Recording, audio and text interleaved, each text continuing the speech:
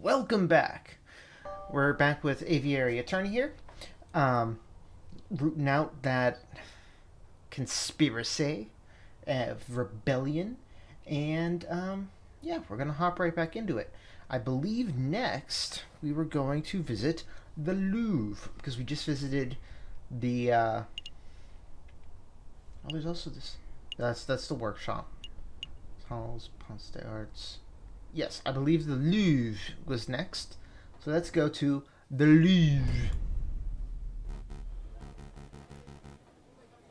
Oh. Excuse me, madam. Do you have a moment to talk about the cult of reason? Peddle your pyramid scheme to someone else, bud. I've got a kid to feed. I don't remember what she sounded like. Madam, it's not a pyramid scheme. Madam, take a leaflet at least. Well, what about you, monsieur? Would you like to learn about the glorious teachings of Jacques Herbet? A cult, is it? Not today, monsieur. I already have been in my fair share of cults. But this cult is different.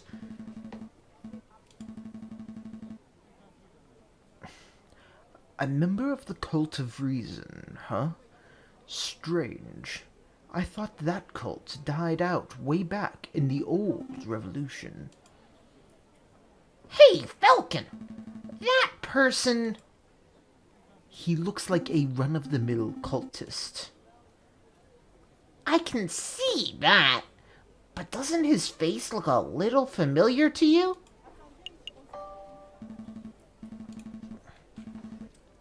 He does look familiar. Actually, the resemblance is uncanny. Shall we get his attention? Uh-oh, he spotted us.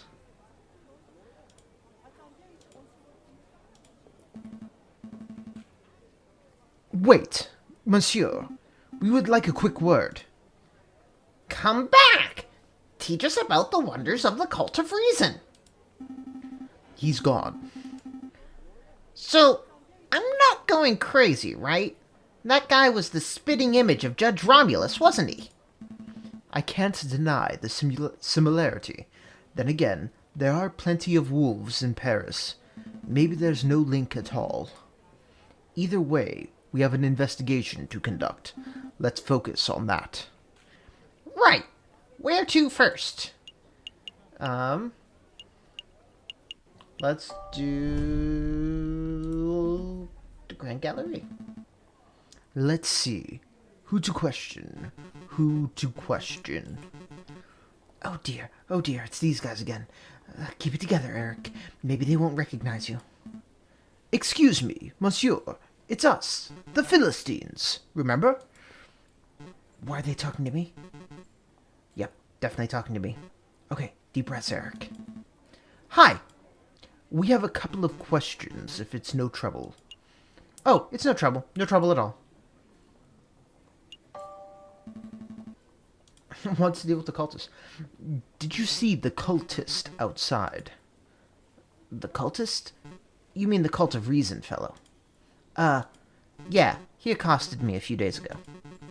We chatted for a while, not by choice, of course, but because I didn't know how to get out of the conversation. It got a little out of hand. He insisted I take a pamphlet. Let's have a look at this. Be Your Own God, an introductory guide to the Cult of Reason by Jacques Herbet. He even added his own signature. See, at the bottom there? To my new best bud, Eric. Happy reading. Best wishes, Silvius. Green ink, too. What a fiendish color choice. That guy was such a slimeball. We aren't even close to bestest buddies. At least now we know the cultist's name. Silvius. Do you mind if we keep this pamphlet, monsieur? Be my guest. I don't want it. Cool. Did you want something else? Do you know anything about an uprising? An uprising? You know, people getting angry, being violent, overthrowing the government, stuff like that. Goodness, no, I don't know anything about that sort of thing. Never mind, then. That's all. Thank you for your time, monsieur. You have been a great help. It's no trouble. No trouble at all.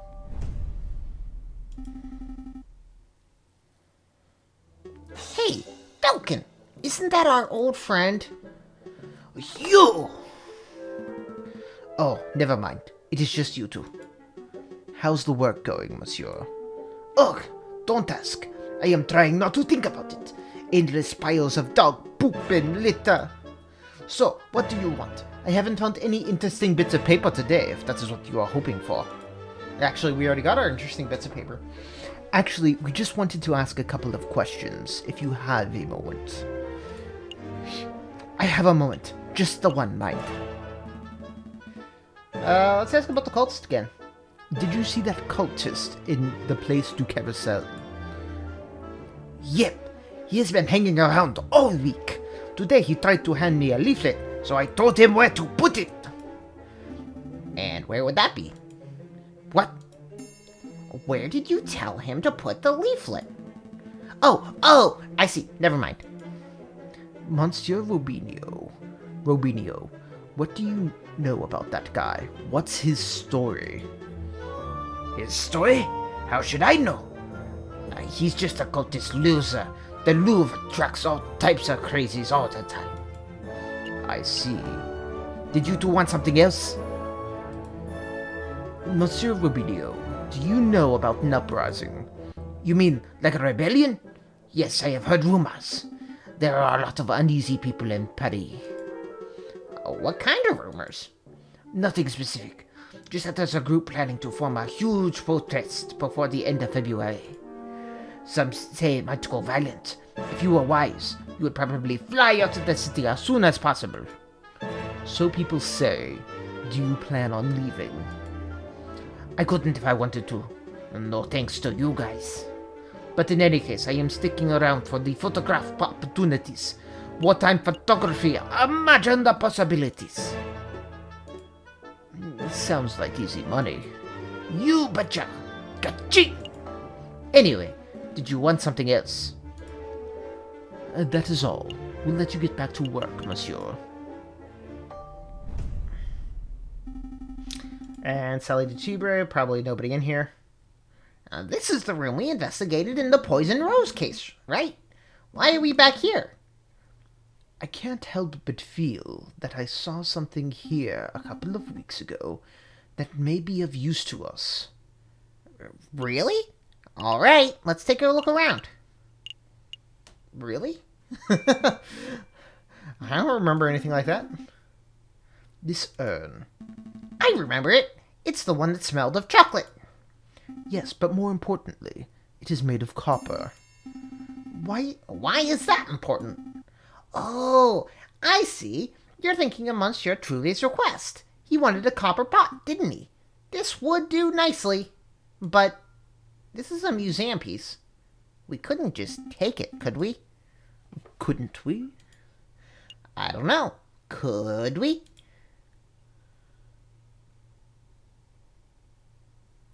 Moral quandary. I want to see what happens. We could. You want to be a museum robber, Sparrowson?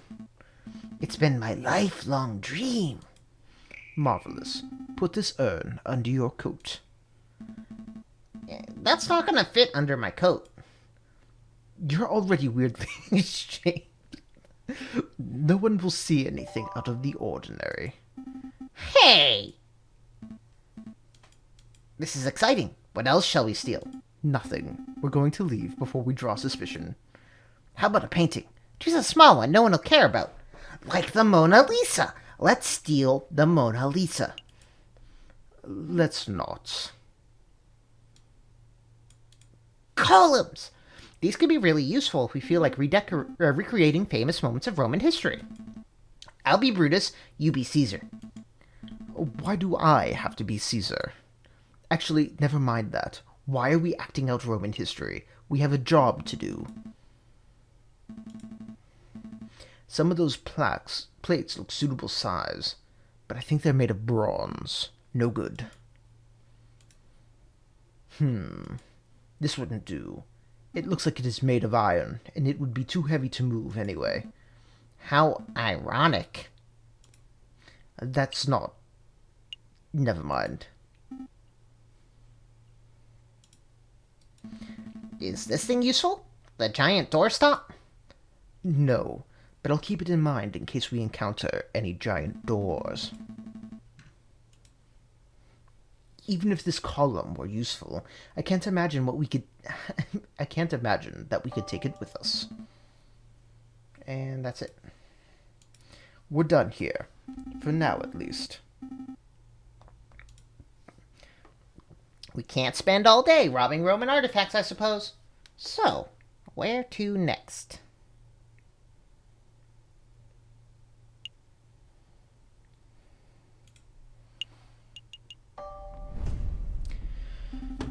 Well, that's the three of them.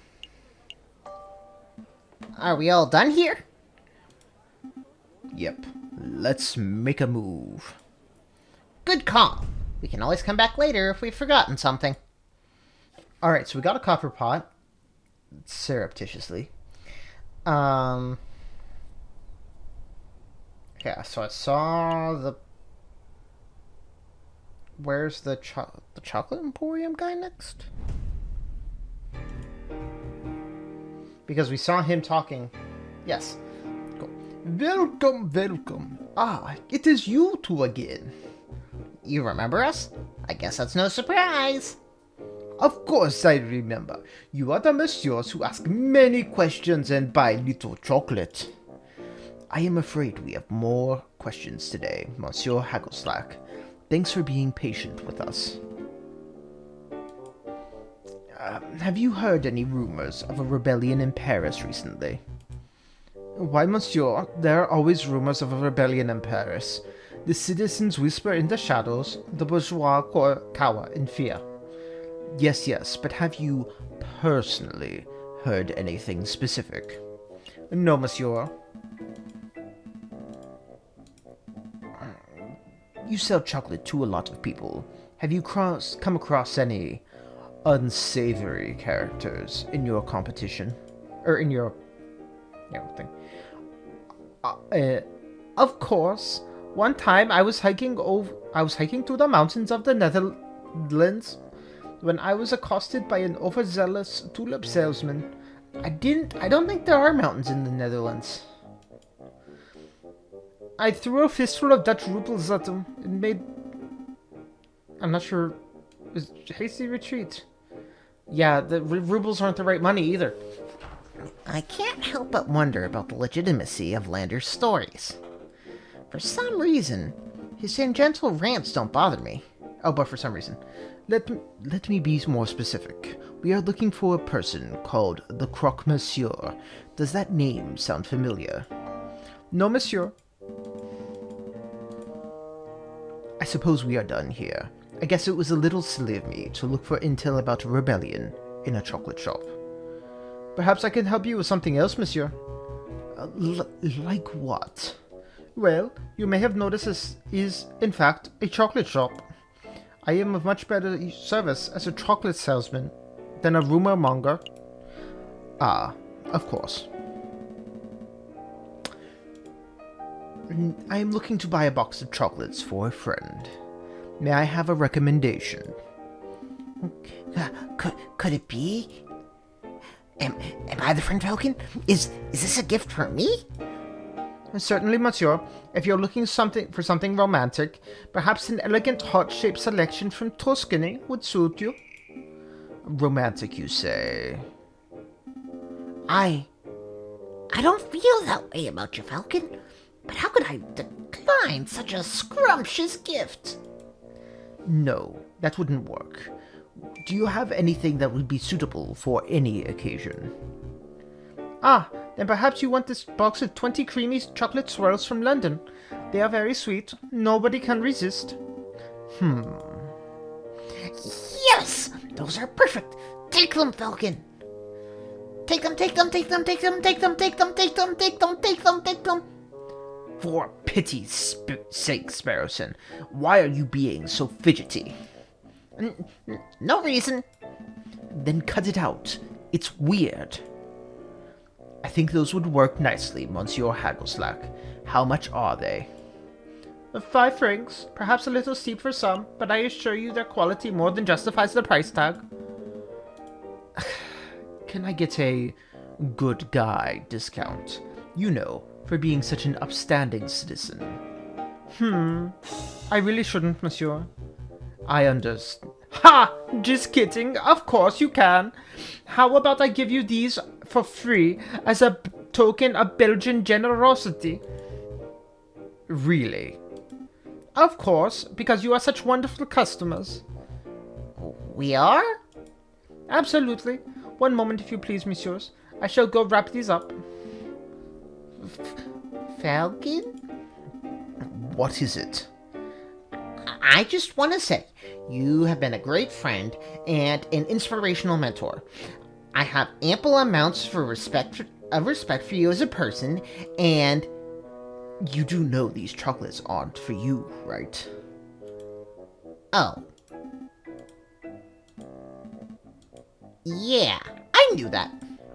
Good. Just making sure. You're breaking my heart, Falcon. Here you are, monsieur. I am sure the recipient will enjoy them. Thank you very much, monsieur, and thank you for putting up with our endless questions. Here, it has been my pleasure, monsieur. Alright. That is another one down.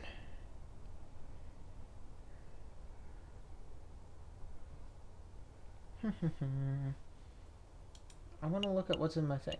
Alright, so we need string, like fishing line.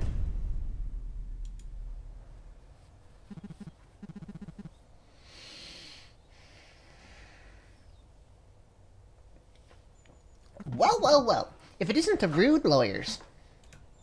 You know, you owe me, big guy. I owe you. Yep, my fishing line snapped when I dragged you out of the water the other day. I had to buy a new reel. The way I see it, you owe me 2 francs for the fishing line and 1,000,000 francs for saving your life. I do not have 1,000,002 francs. Really? But you look so bourgeois. All right, I'll tell you what. 2 francs for the line, and we'll call it even.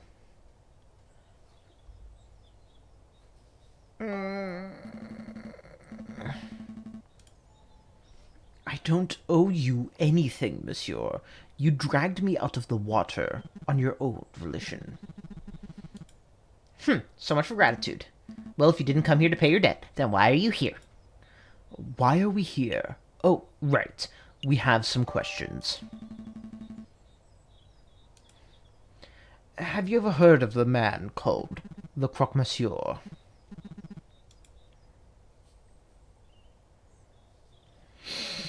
A man called the Croque-Monsieur? Nope, doesn't ring any bells. That's a strange name, though. Did the man name himself after the sandwich, or was the sandwich named after him? I have absolutely no idea. I can only aspire to have a sandwich named after me someday. The Sparrowson. 6 slices of white bread, mayonnaise, cheese, chicken, bacon, slices of sausage, honey glazed ham. Stop. You'll give us all heart attacks. So, caught anything good? Today, not a kipper. The new fishing line's really good, but I've run out of good bait, so it's practically useless by itself. That's quite an issue. Hey, Falcon! Do you think that fishing line would work as high-grade string for the high-grade string Monsieur Touvet wanted? It just might. Say, Monsieur Kingsley, since you aren't catching anything, would it be possible for us to take that new fishing line off your hands? Sure. What's it worth? Didn't we already go over this fishing line payment business? Yeah, but that was compensation for the old fishing line. If you want to buy this new line, that's a whole separate matter. Also, I saved your life, remember? And I was polite enough not to rub that fact in your face. Much. Fine. So how much did the new line cost? 10 francs. There is no way that line cost 10 francs. You're right, it cost 1, but I added a little markup. That's obscene. I guess it is a bit. Tell you what, if you can provide me with some killer bait, I'll give you the line for free. Killer bait, like worms. Sure, worms, sweets, whatever. So, what'll it be? Do you have some bait, or you just want to pay me in cash? I have bait. I just bought some chocolates. I think I have some bait that you can use, monsieur. Chocolates! Would these work as bait, monsieur? Are these fancy chocolates? Wow. Yeah, these will definitely work. Okay, so I'll just take these chocolates off your hands. Excuse me. And then I'll give you my fishing line. And the deal is made. Cool. Wait, hold on. Now I have fishing bait, but no fishing line. I did not think this deal through. I was wondering about that. Oh well, can I help with something else? I think we are done here. Happy fishing, monsieur. Bye, Monsieur Fisherman. Hey, you know I hate being called that. Alright, we should probably go. It's been definitely more than 3 days since we went to R&M Associates.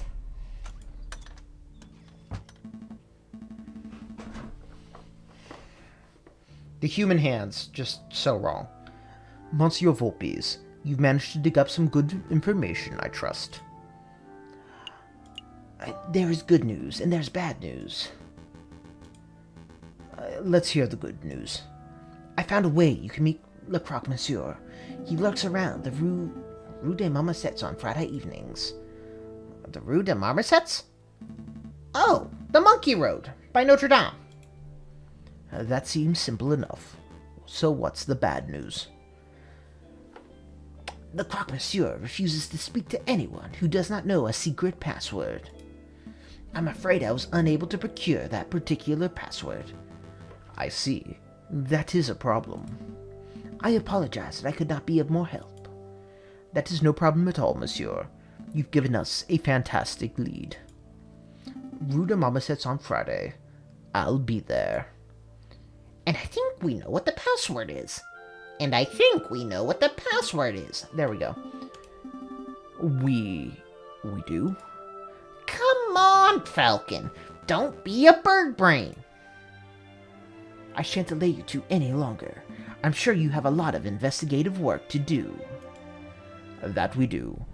Thanks for all the help, Monsieur Volpes. Hey, it's Friday! So I think we need to go to... Let's check the phone real quick. The Rue des Marmosettes.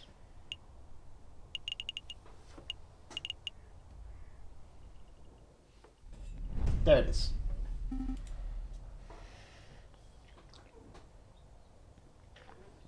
Wow, if I ever saw a bad guy. That also looks like a crocodile. Is that him? It must be. Excuse me, monsieur. I don't recognize you fellas. That doesn't seem right. It's not... I need something reptilian. Something menacing. Crocodiles hiss. Reptiles in general hiss. I mean, geese hiss. All kinds of things hiss. I don't recognize you fellas. Doesn't quite seem right either. I don't recognize... Nope, that's too... We're into the wolf territory. I'll strain my throat again. I don't recognize you fellas. I don't recognize you fellas. About there. What's the password? The password? Dagon. Etam. Oh, I took you fellas for some bird brain cops, but you actually know the secret password. So, what do you want? Well, let's start with introductions. You are the Croque Monsieur, are you not? That's the Croque Monsieur to you. Mon Dieu, people always get the pronunciation wrong. I'm not really hearing the difference. In any case, Monsieur Croque-Monsieur, my name is... Don't tell me, you idiot! Bringing up names can mess up an entire meeting. Why do you think I use an alias? Just tell me what you want. Drugs, guns, explosives, slaves. Come on, I don't have all day. I'm not sure... 48, what would be restricted drugs? Perhaps opium... 48, yeah, opium might be restricted in some way or another at this point. Well, to be honest, what I really want is...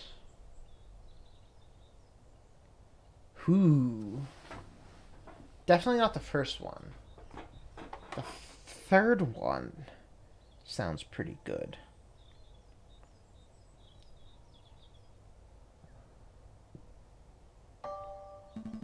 The third one sounds pretty good.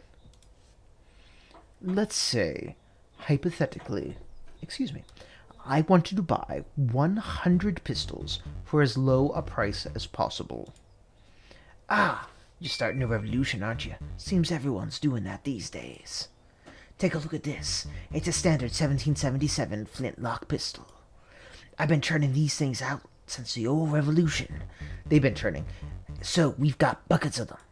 They're good weapons, but nobody wants them because flintlocks are so 18th century, you know? Yeah, I know. I normally sell these at 40 francs a piece, but since you're buying in bulk, let's say 30 francs each. So if my math's correct, that's 3,000 francs for 100 of them. So you want to pay now or what? Do you take checks? Very funny. And no, I don't take pocket lint either. It's cold hard Napoleon's only. Well. I already know who that is, just because of the three wells. Then murder! It's a fuzz! Cheese it! Wait! Monsieur Croque-Monsieur, come back! Never fear, Falcon. I'll tail the dastardly fellow. Do not get too close, Sparrowson. That crocodile has a gun. What's all the ruckus? Playing cops and robbers, are we, JJ? Are you blind, Severin? That was Le Croque-Monsieur. We were on the crux of exacting some vital information about the rebels, but your smug entrance just ruined everything. That was the Croque-Monsieur? I never would have guessed. You don't sound very concerned. Oh, don't get me wrong. I am quite impressed that you managed to track down such an elusive criminal. But I have something much more pressing I need to discuss with you. More pressing than finding the rebels. Perhaps. JJ, I want you to answer this question sincerely and honestly. Did you go by a different name prior to enrolling at Paris Law School? What? What does that have to do with the rebel investigation? Or to do with anything, for that matter? I would appreciate it if you just answered the question, JJ. I need to hear it from your own beak. Have you gone by a different name? Sorry, folks.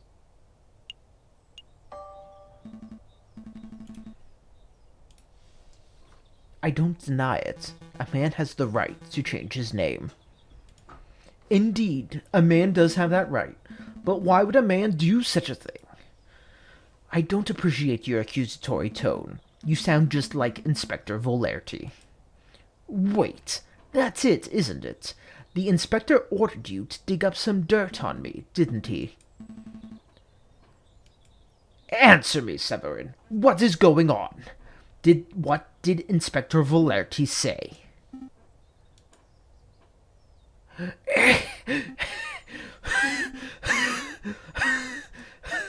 Man, that croc can run.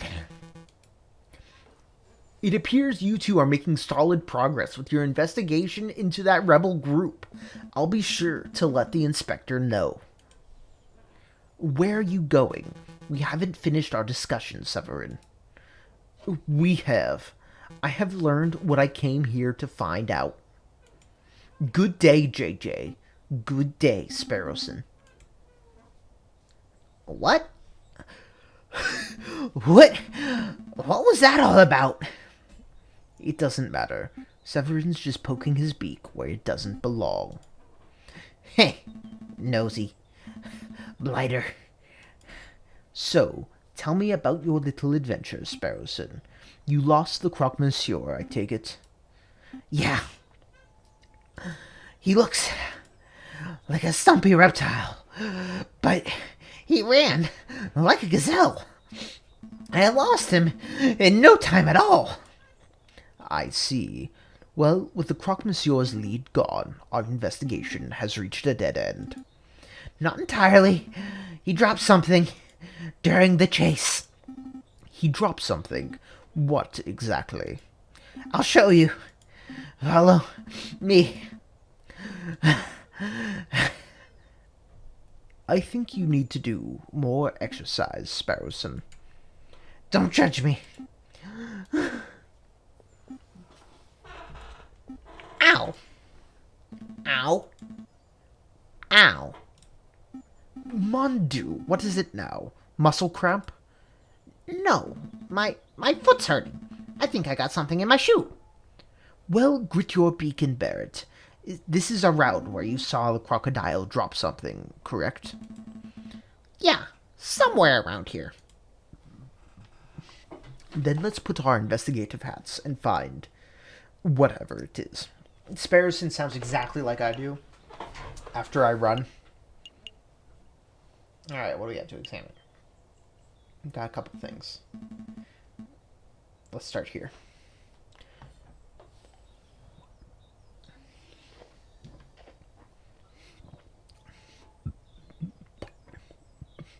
Excuse me. Noah's Bar. All animals are welcome. except mosquitoes. You bloodsuckers can go get your fix someplace else. Noah feels pretty strongly about mosquitoes, huh? Well, he has a point. I'm not saying all mosquitoes are bloodsuckers, but... Whoa, Falcon! Keep it classy! I'm just stating facts. 50% of mosquitoes are bloodsuckers, because it's only the females, I believe, that need the blood. And only when they're getting ready to lay eggs, something like that. Does that street lamp look broken to you? Yep, I think all the lamps on this street have been vandalized. The ground is covered in glass from the broken panes. Oh, that explains why my foot is hurting. It does. There's glass in the sole of my shoe. I must have trodden on some shards while chasing after the Croque Monsieur. Oh, no! My good shoes are ruined. Well, I wouldn't say good. You paid 20 cents for them. File this away in the evidence folder. You want me to file away some broken glass? Yep, I'm filing an official form of complaint to the government. The faulty street lamp has ruined my shoes, and I am owed compensation. I think the government officials have better things to worry about than your 20-cent shoes, Sparrowson. We'll just see about that. Are you satisfied? We have real evidence to find. An empty cart. Someone has scrawled the word Descartes on it. The owner's name, perhaps. I don't think so, Falcon. Look at the... See the graffiti on the wall behind you? The wall. Somebody thinks the funny. That's a little funny. Yeah, this is the thing the Croque Monsieur dropped. It is a list. 40 muskets, 20 pistols, gunpowder, 3,000 musket balls, to be delivered to the sleeping city. This is an invoice. I don't see any names on here, but given the contents and quantities, the goods are probably intended for the rebels. Excellent find, Sparrowson. It was nothing. But the sleeping city, where could that be? Well, it's a city that sleeps a lot, so somewhere in Spain would be my guess. I'm pretty sure that the location is not a literal city. For one thing, we already know where the city... we already know the city where the rebels are gathering. It's right here, in Paris. The sleeping city is a code phrase, like a riddle. A riddle, Well, I'm stumped. And is getting us nowhere. We must find someone who can solve it. We need a person who is knowledgeable about all manner of riddles and puzzles. A know-it-all, huh? Precisely. In the meantime, I'll file this away for safekeeping. Sounds like... the library? Do you think the croc dumped anything else? I see hanging bushels of onions. Bushels? That can't be right. Sprigs. Sprigs of onions. How about bundles of onions? That's pretty neutral. Confederacies of onions. Okay, we're done. Flocks of onions. We're done. The sign is difficult to read. The paint has faded. Trondale Fruitier. Trictral fruitier. There's no way it says that. You just made up those words. All words are made up, Falcon. I think that's it for here. Our intrepid heroes. Carry on.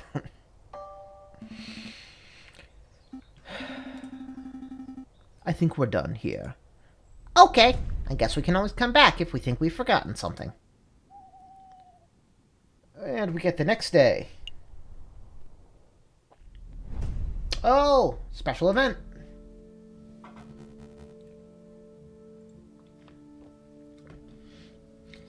Is the room to your liking, mademoiselle? Don't call me that. Ah, my apologies, madam. But what are your thoughts? Is the room suitable? It is dark, cramped, and more than a little macabre, but it will do. Excellent. I have hired private security to guard the entrance 24 hours a day. Rest assured, your weapons are safe. Tell me, Friar, are we doing the right thing? Of course we are, madam. There cannot be change without bloodshed. No revolution without revolution. Surely you aren't having second thoughts. Of course not. I want nothing more than to serve justice to the corrupted rulers of this country. When the time comes, I'll be the one to pull the trigger. Well, that's serious. Alright, I think library is our best bet. Because we need someone to solve the riddle. I forgot the name was Nathan. Do you think Nathan likes riddles? Of course, all librarians like riddles. Seems like a bit of a stereotype is what I'm saying. That's all I'm saying. Stereotype or not, we have to hope it's true.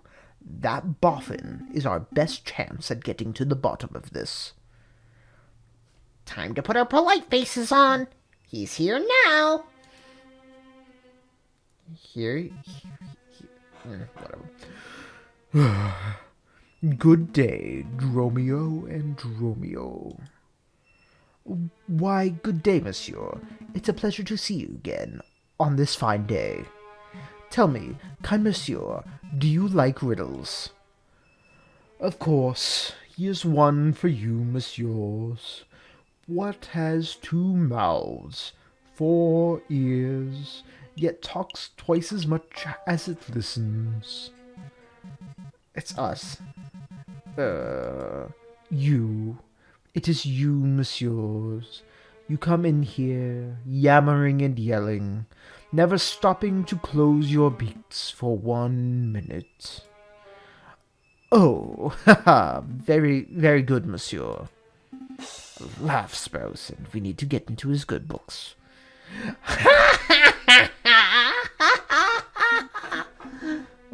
What was that? Sorry, I can't fake laugh. Oh, mon Dieu. Stop this farce. You, messieurs, obviously have some inane riddle that you want solving. So let's hear it. Go on, spit it out. Oh, right. Well, if we were to say there's a place called the Sleeping City in Paris, where would it be? That's a new one. The Sleeping City. Got it. Really? Of course. The riddle was trivially easy. There are plenty of locations that could be called a sleeping city, but only one place earns that title in Paris. Let me think. The Catacombs, because the dead are sleeping. Oh, and where would that be? We know the answer, of course. Obviously.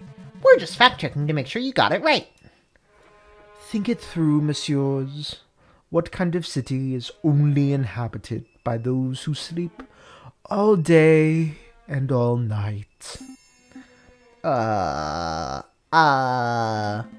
got it! Spain! Don't be daft, Sparrowson. Spain isn't a city, but perhaps monsieur is referring to the capital of Spain, Madrid, a nice, sleepy place. Spain, Madrid, you two are remarkably dense, aren't you? Sleep is a metaphor. Actually, it is one of the oldest and most powerful metaphors in the history of literature. It symbolizes death itself. The sleeping city obviously refers to a city of the dead, a necropolis.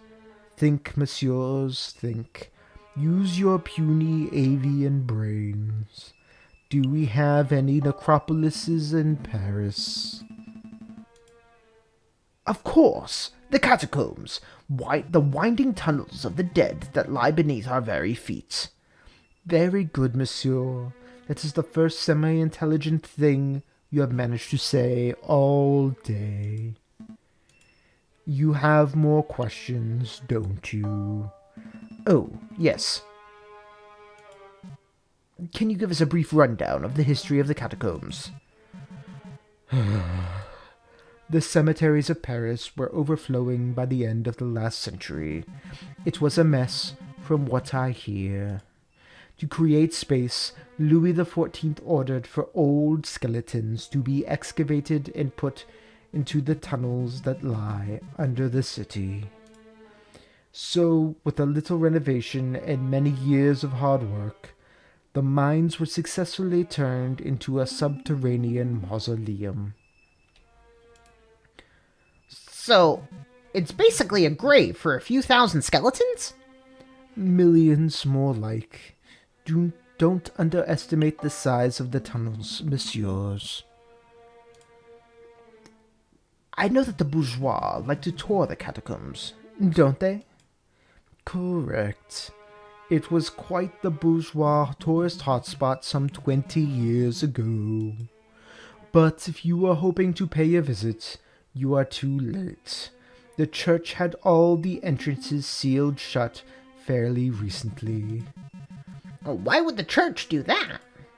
Believe it or not, they considered the turning of a mausoleum into a tourist attraction to be in poor taste. Oh, right. They shut down all the entrances. Really, surely there must be one or two left untouched. If there is such an entrance, it is not public knowledge. I see. I think we are done here for now. Thank you for your time, monsieur. Good day. If the sleeping city is really the catacombs, there must be some way to get in. An underground tunnel network would probably be connected to the sewers, right? So we just need to find the right manhole, and boom! We're in spooky, scary skeleton town. That's a good idea. Or maybe it connects to the sign. Perhaps some swimming is in order. You two dunces are going to get yourselves killed. If you really wish to visit the catacombs, you would be best off asking those responsible for the closures. The dead people? The church, monsieur. The church would know if any unsealed entrances still exist. Oh, right.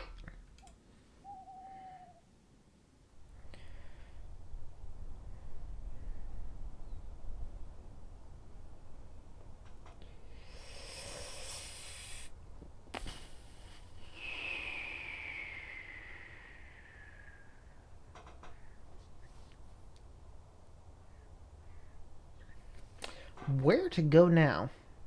Well, I'm gonna be honest with you. I have a guide of just like the order of places I need to go to.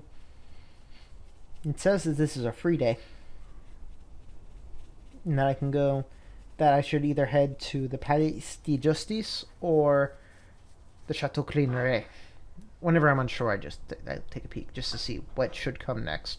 It's kind of like in Dark Souls. I don't look at a guide for what I'm doing. I just make sure that I have the list of places I should be going, or a good list of places, order. So then that way I don't get too far off track.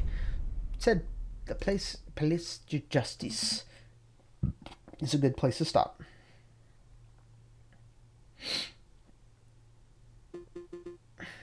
Ah, Judge Maxime. Yes, I love his voice. Oh, hello, Monsieur Falcon, and, Bluebirdton? Sparrowson. Right, Sparrowton. Your Honor, we heard that you had an accident with a flight of stairs. It is good to see that you are back on your feet. A flight of stairs? No, I was actually assaulted, if you can believe that. I can believe that. I was just standing by the sign, not minding my own business. The next thing I know, I was on a riverbank 100 kilometers downstream. That sounds a little familiar. When I awoke, I had a mild case of amnesia. I thought I was an axolotl accountant. It took 2 weeks for me to return to full mental health. In any case, Your Honor, it is good to see you back and healthy. Would you mind if we ran a couple of questions by you as part of an investigation we are undertaking? By all means, ask away, monsieur. Judge Maxime, have you ever heard of a person called the Croque-Monsieur? You're referring to the arms dealer, aren't you? Yes. Have you ever convicted him? No. The man is notoriously unfindable and uncatchable. I don't think anyone working in law enforcement has so much as seen his face. That's crazy. Well, there's no reason why we can't be the first to stop him. Right, Falcon? I feel like my Sparrowson just isn't there today with phlegm. Judge Maxim, have you heard any rumors about an uprising? Of course! Tons! You have no idea how many criminals rant about bringing down the government. You know, I was the one in charge of prosecuting the ones behind the June Days uprising of 32. That was some messy legal work. What about recently? Have you had anyone talk of anything specific? Well, I'm not attached to the case, but I hear that imposter, Judge Romulus, had some very strange things to say. Cults, anarchy, fire and gunpowder. The man is not mentally stable. Oh, we knew that much already. That's all. Thank you for your time, Your Honor. Any time, messieurs. Alright. So, apparently, I think we just couldn't go to,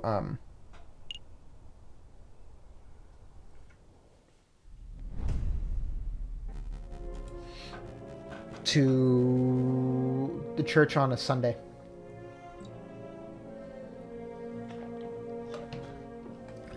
Did you sneak out to the Louvre again?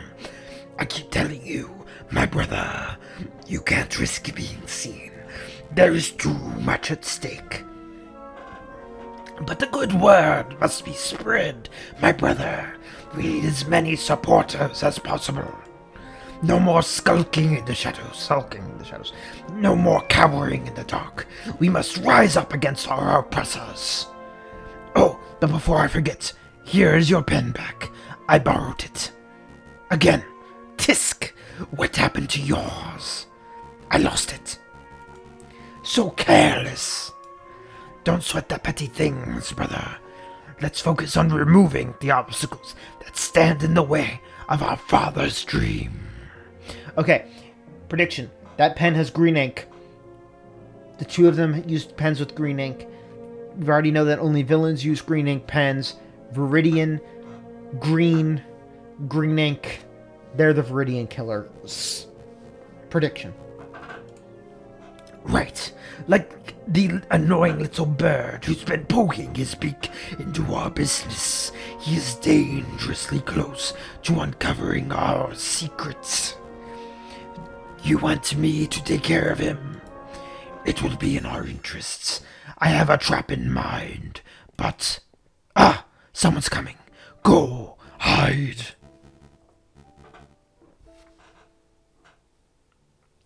Ah! My brothers have returned. What can I do for you today? A confession, perhaps? Actually, Friar, we are here for information. We wanted to learn about the catacombs that lie under Paris. The catacombs. You don't want to go there, my brother. It is a wretched and haunted place. I'm sure it is, but we know that the church was responsible for having the entrances sealed shut. So we figured there was a super secret friar-only entrance that only you know about. A secret entrance. That is an interesting idea. You know, you're not the first birds to have asked that. We aren't. Yes. A cockerel paid a visit yesterday. Perfect posture and snooty, or one-eyed and scowling. The first, a prosecutor. I think he said he was. Anyway, I'll tell you the same thing I told him. If you venture into the catacombs, you will not return. Understood. Was that a threat? No. Just a friendly word of caution. We wouldn't want anyone to get lost in the endless maze, would we? Now, if you two will excuse me, I have a sermon to prepare. Be on your way. Damn, another dead end. Maybe it's time to wrap this up. We can tell the inspector what we found and call it a day. Don't quit just yet. I managed to take something from the friar's pocket when he gave his little warning. Seriously, again, this is becoming something of a bad habit for you. Well, go on then. Let's see what you pilfered. This! Sparrowson has that 90, or has that like 100 stealth, 100 pickpocket Skyrim character. You found this pen in the friar's robes. Yep. Interesting. Actually, this is more than interesting. This is amazing. This is the exact same pen Judge Romulus uses. It even contains this exact same green ink. Huh. Do you think it's the exact same pen, or do you think Romulus and Remus just have a matching set? I honestly don't know. But I do know it may come in handy. I'm going to keep a hold of it. We're still at a dead end, though. My gut tells me that the friar is hiding something, but I can't get him to cough it up. It's not like we can beat the information out of him, so let's just do other stuff, and maybe we'll stop. Let me just redo that line entirely.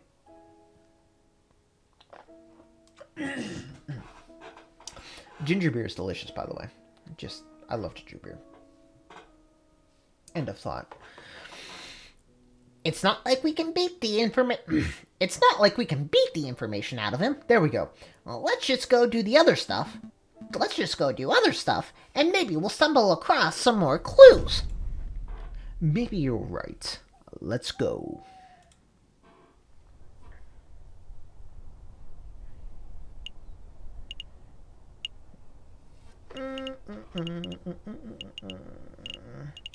Alright, so it's only going to be ones that have the stuff next to them. That's not going to be helpful. That's not going to be helpful. That's not going to be helpful. Oh, we already went there. It wasn't really nothing left. We already have a pot, so we don't need to go there. Not helpful right now. Oh! We have the stuff. The voice. Come in! Ah, it is you two! Have you managed to gather the materials I need? Yes, monsieur. The string and copper pot, exactly as described. Here you go. What is this? Where did you get this pot? It looks like it belongs in a museum or something. It was a little tricky to procure the necessary items, but with a bit of asking around, we managed to find suitable substitutes. There's a general store down the street that sells string and discounted copper pots and the like. I assumed you would have gone shopping there. Well, no matter. Give me 1 minute and I'll finish assembling the device.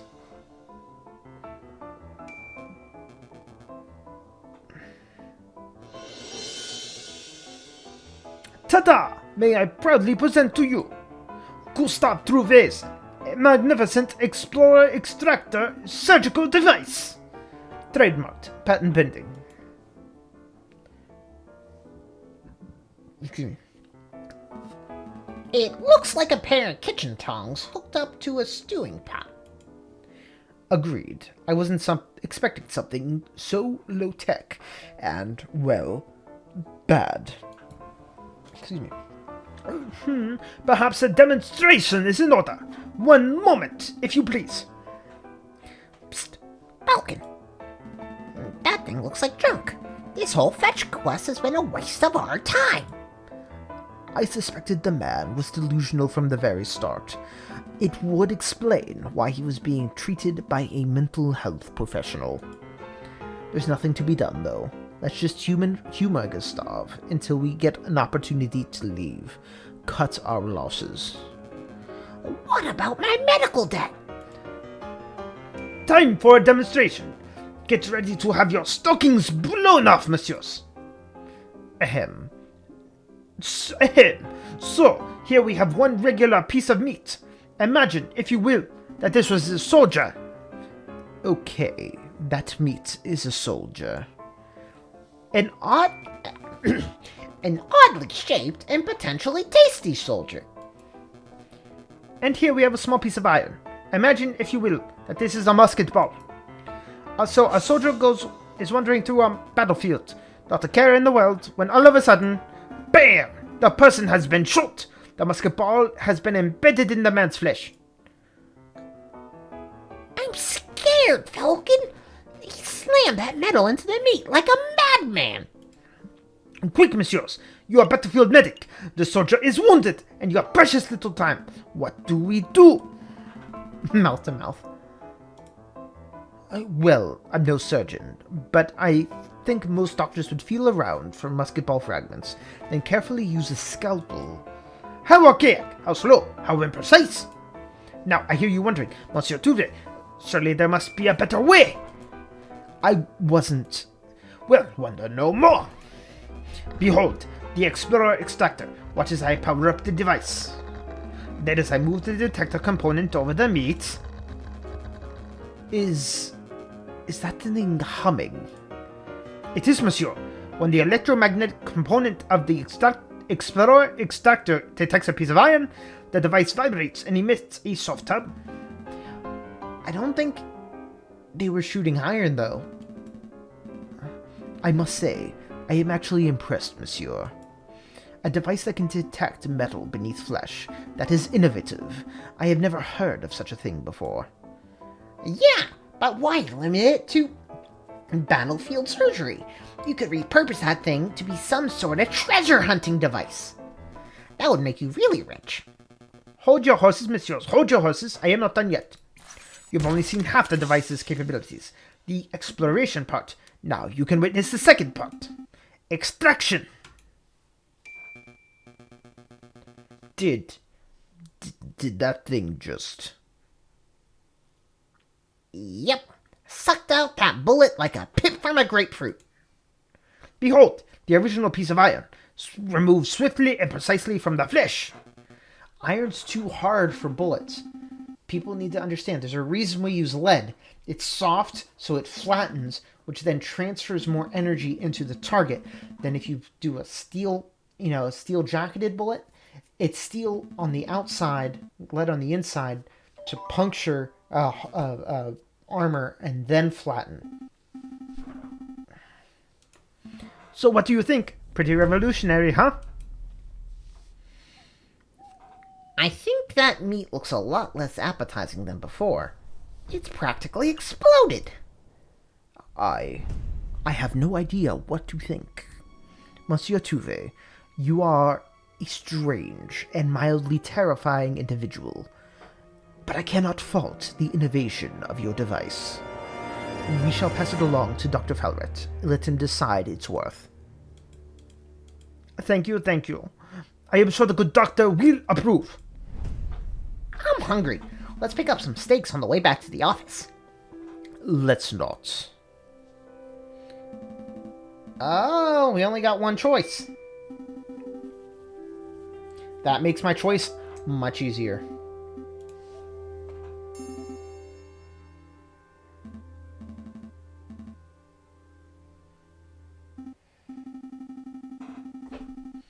There he is. That's the rooster who shot the croque monsieur. Wait. He shot and killed the croque monsieur? What? Severin? I think we're getting closer to unraveling this whole rebellion nonsense. Let's not dawdle, Sparrowson. We're nearly there. Oh, right. Let me just deal with this letter first. Spam. I don't think so. It's from Cocorico. Severin. Well, go ahead, Sparrowson. Let's hear it.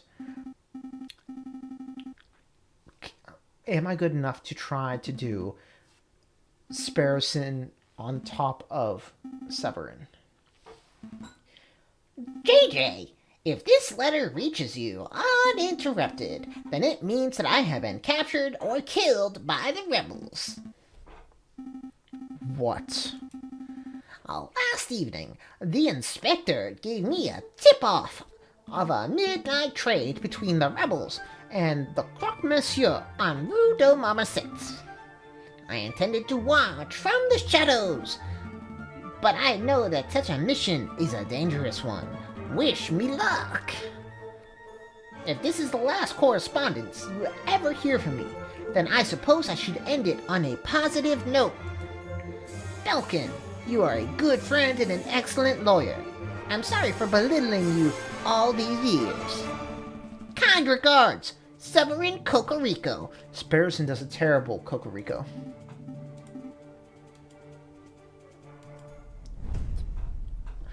Is this for real? There's no way. This letter has to be some sort of setup. It is Severin's handwriting. Where do you think he is? I don't know. Why would he go alone? I don't know. But we have to help him, right? Yes, definitely. I mean, if that trade was at midnight last night and it's 10 o'clock now, he might still be okay. Maybe. I don't know. Come on, Falcon. Pull yourself together. We gotta act fast while there's still time on the clock. You're right. Sparrowson, grab your coat. We're going to save Severin. Really? Are you serious? Absolutely. I know we can do it. With all the investigating we've done over the last couple weeks, I think we know the rebels better than they know themselves. We can find them, we can outwit them, and we can bring Severin home alive. Wow! You're bursting with confidence. But where are we going? Was Severin's letter not clear? He was investigating the Rue de Marmosets, so that's where we should start. Yeah! Let's go! To the Rue de Marmosets. Come on, Sparrowson. Keep up.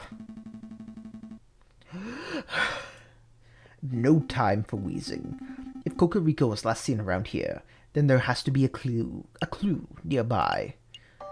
Right. Alright, let's look for clues. Best in stationery. Come for all your writing needs. Whether you need paper, ink, stamps. What are you doing? Quit procrastinating, Falcon. Cocorico's life is at stake.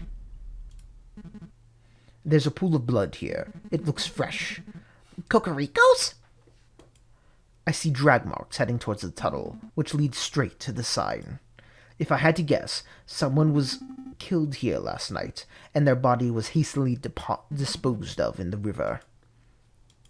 But I see several sets of bloodied footprints, too. Some are faint, but they head that way, towards the main road. So he could still be alive. Let's see where the footprints go. To Notre Dame. Here? The footsteps lead right into Notre Dame? It seems that way. Unbelievable! Where's the friar when you need one? Forget the friar. Let's keep following the blood trail and see where it ends up. Wait a minute, Falcon. Shouldn't we get the police involved before we go any further? That would be the smart thing to do. Why don't you run and find a policeman? I'll go on ahead. Nice try, but I'm not abandoning you. We have no idea what or who could be ahead. Hey, wait up! That way leads straight down to... The catacombs? Man, I'm famished. When is that mouthy parrot gonna relieve me of duty so I can grab a snack? The trail keeps going. Hey, isn't that the concierge jailkeeper? Quack. It's Quark, you dummies. I had no idea you were a religious man, monsieur. I'm not. I had a career change. Private security pays much better than regular old jail keeping, you know. Monsieur, we don't have much time, so I'll keep it brief. We're following a trail that leads to the door behind you. We need you to let us pass. The door behind me? Ha, you idiots. That door leads straight to the catacombs. You don't want to go in there. Catacombs. And besides, just because I know how to get in, doesn't mean I'm gonna let you pass. Now I've got a job to do. I have integrity. I've promised to act as a guard, and that's what I'm going to do. You want a bribe, don't you? Bingo. What do you got?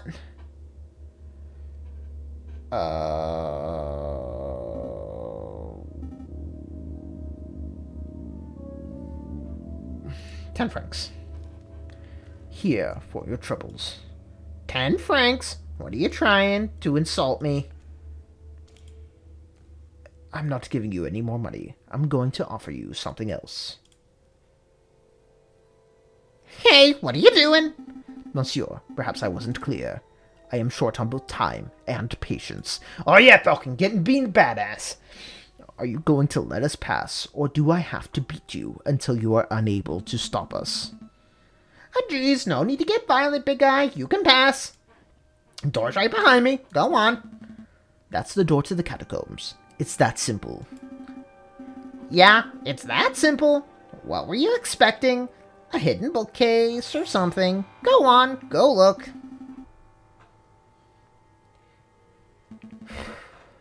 Heh, What idiots. They're walking straight into a pitch-black maze without even a torch. I wonder, will they get lost and starve? Or will they find the crazy lion girl and get shot? Either way, ain't my problem. Upon entering the doorway, Falcon and Sparrowson find themselves at the top of a stone staircase that spirals into the abyss below. Here goes nothing. They begin the descent. I need a drink from all that quark talk. Yes, that's right. I buy my Diet Coke like I mean.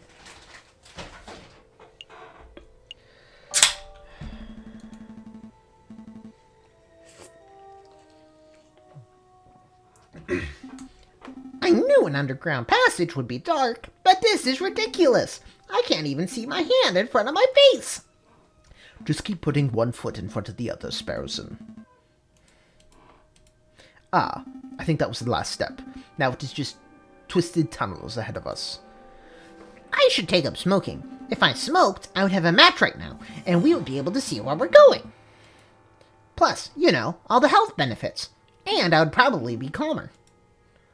Keep it together, Sparrowson. I know. I'll unravel this loose thread from my jacket. We can just trace the string to find our way back if we reach a dead end. Ah, good thinking. Just like Theseus and the Minotaur. Wait. There aren't any Minotaurs, in here. There aren't any Minotaurs in here, are there? Head of a bull, body of a bull. Scary stuff. Because they all have bodies of people, so a regular Minotaur would be... That's not... Actually, never mind. It feels like there's a gap in the wall here. I guess the path branches. I can feel a slight breeze coming from the passage to the left. The air seems a little more stagnant to the right. Let's take the breezy path. Easy breezy. There's a chance that the breeze could be caused by an opening. Let's head that way. Hey, Falcon, I don't want to dump on you or anything, but when you threatened Quark back there, it was pretty scary. Scary? Not really. Quark's our talk. I knew there was no chance that he would fight back. No, I wasn't scared of Quark. You! I found you scary. I'd never seen you get so angry before. Severin's life is on the line, Sparrowson. Forgive me for showing a little emotion. Sorry, I didn't mean it like that. Oh, it looks like the path branches again. Are my eyes going funky from the darkness, or is there a glimmer of light coming from the right path? No, I see it too. There's definitely some light on that side. Let's go to the light. It's definitely getting lighter. I can see my hands again. But that just might mean we're getting close to an exit, right? Maybe this has all been a wild goose chase in. Hush. Listen. Voices?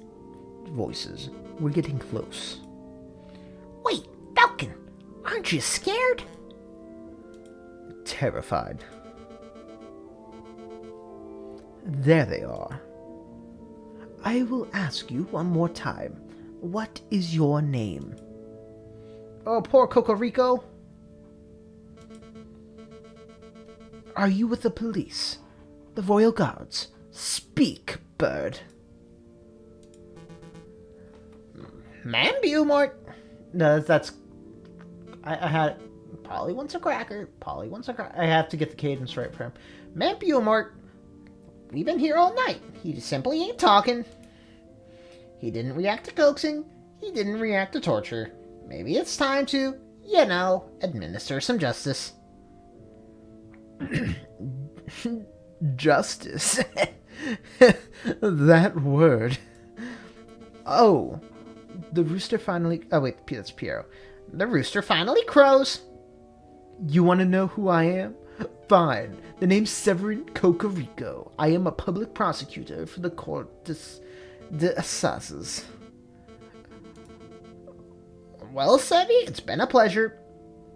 But we can't be having spies running around our base of operations, now can we? So without further ado, I hereby sentence you to... Wait a minute, Piero. No, sorry. Wrong voice. Wait a minute, Piero. This is no ordinary spy. 'Cause he's a prosecutor?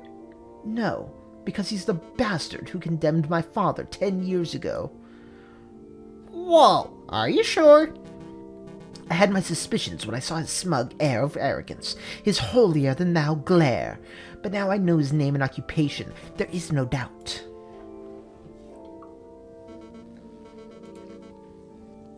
Do you remember, Bird? Do you remember the trial of a homeless lion in the winter of 1835? What was your father's name?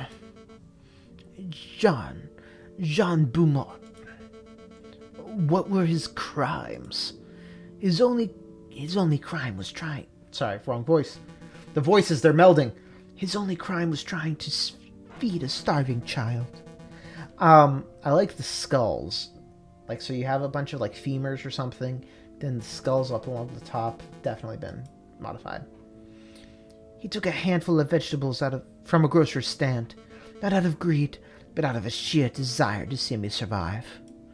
But he was seen by a policeman, another arrogant cockerel like yourself, actually. So my father was thrown into jail. He was dragged into court. I had the privilege of watching the proceedings from the stands. I remember your sharp words. This man is a thief. This man is a scoundrel. He deserves the harshest possible punishment for his crimes. You didn't care about the consequences. You didn't care about why my father did what he did. All you cared about was fulfilling your lust to see a criminal behind bars. My father received a sentence of 5 years. He died on his third. Do you remember him? Mademoiselle, in all my days of a prosecutor, I have seen over 1,000 cases. I'm not going to remember a single bread thief. You rotten canard. We're just insects to you, aren't we? Who cares if a child starves in the streets, as long as you put off enough criminals behind bars to meet your quota? Am I right? Your silence speaks volumes of your guilt. Severin Cocorico, you've been tried by the people of the Second Republic. We have found you guilty on the counts of conspiracy, of the murder of Coq Monsieur, and of the murder of my father, John Beaumont. Oh, I've been found guilty. Mademoiselle, if you want to shoot me so you can fulfill your revenge fantasies, then by all means, shoot me. But don't pretend for a moment that this mob resembles a court of justice in any form. A court of justice. Now there's a contradiction. Bird, you know nothing of justice. Friar Remus, read this man his last rites. With pleasure, madam. I was so happy I wasn't doing it for so long. Falcon, we have to make a move. Say something. Speak up. All right, I'm going in. I'm coming too. No, I need you to get out of here. Go find the police, the royal guard, anyone. I'll stall for time. Falcon.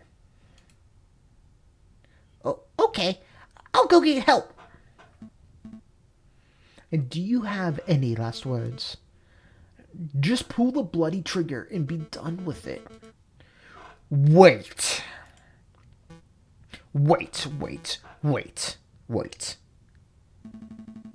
He's right. This is a terrible trial. There's no evidence, no defense, no examination of the facts. You've dragged a man off the streets and decided his fate purely on your own prejudices and whims. Oh, who the cluck does this birdbrain think he is? I am this man's defense attorney. I am J.J. Falcon. J.J., what are you doing?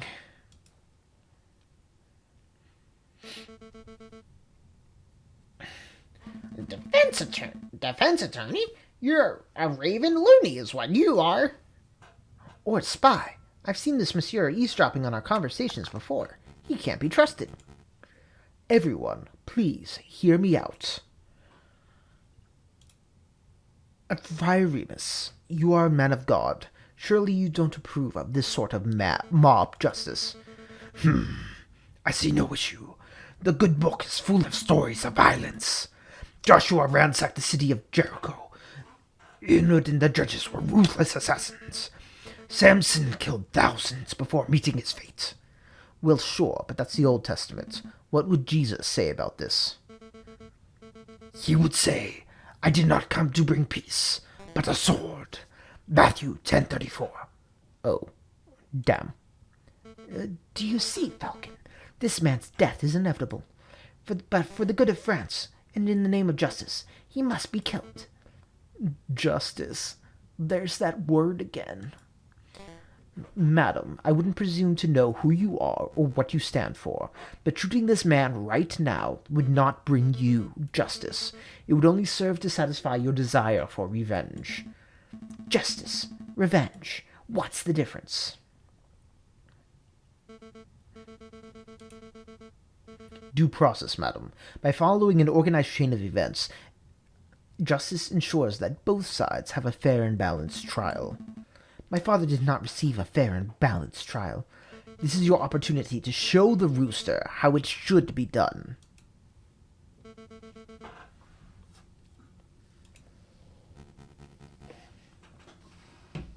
Alright, first step. They're not pointing gun at Coco anymore. Madam, surely you aren't entertaining the words of this heathen. Fine, Falcon. We'll play this your way. We shall have a formal trial for the murder of Croque Monsieur. Excellent. Shall we head back to my office and file the necessary papers? Don't take me for a fool. You'll walk us right into a trap. We shall have a trial right here and right now. Right here, in the Catacombs. It is as good a place as any. I suppose we'll be needing a judge. I volunteer. No thanks, Piero. No thanks, Piero. We're trying to form a courtroom, not a circus. Aww. Just go see how the security is doing, Piero. We don't want any more spies wandering in. Radio. Perhaps I can help, madam. You know I am a pious man, after all. Okay, Remus, you can be our judge, and I will lead the prosecution. What about the jury? With due respect, I don't trust your peers to be impartial. Look around you. As we speak, we are being watched and judged by countless dead men and women. They shall be our jury. That's a really hard thing to tally the vote for, though. That may work as a metaphor, but in practical terms... In practical terms, it is me you have to convince, Falcon. Convince me this bird is not guilty. After all, I am the one who holds the gun. Well, it looks like we are ready to get started. Ahem. The trial of Severin Cocorico is underway. He stands accused of the murder of the man known as the Croque Monsieur in cold blood. Madame Beaumont, please explain the details of what happened. Very well. Last night at the stroke of midnight, 2 gunshots were heard on the Rue de Marmousets.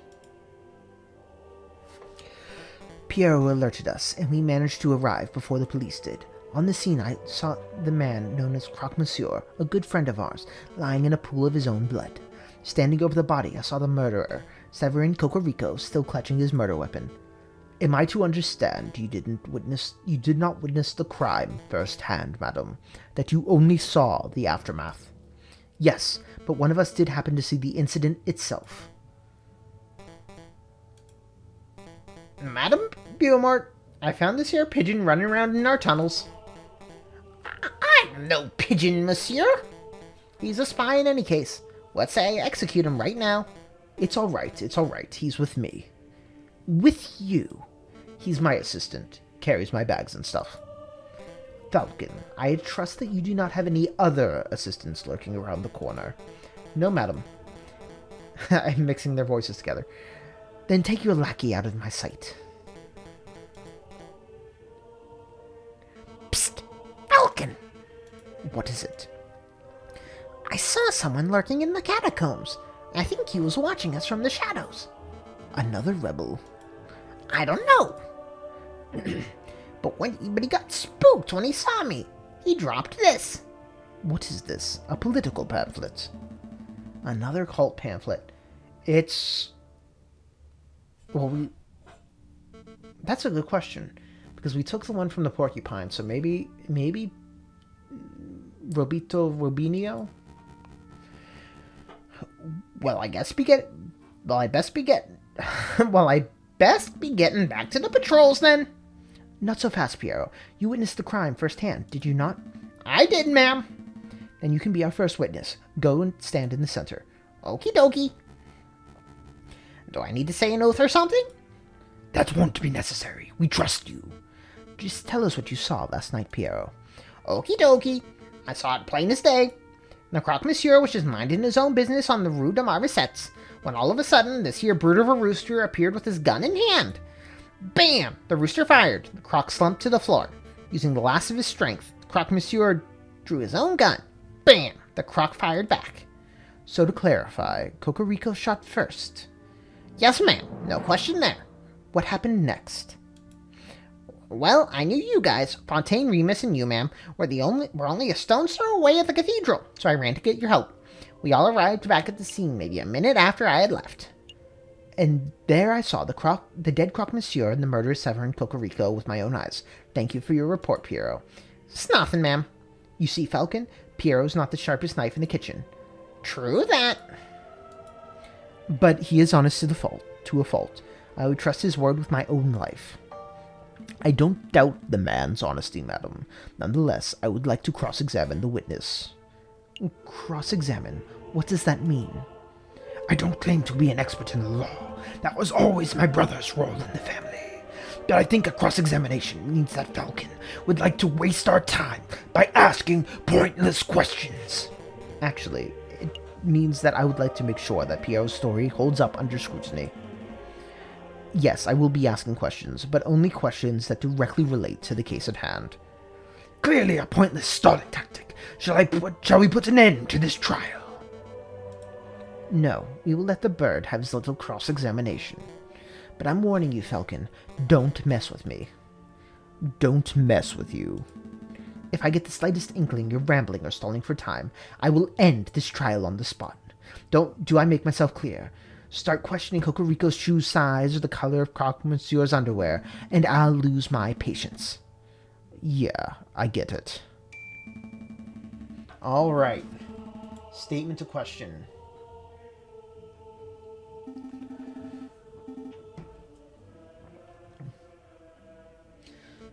That's factual.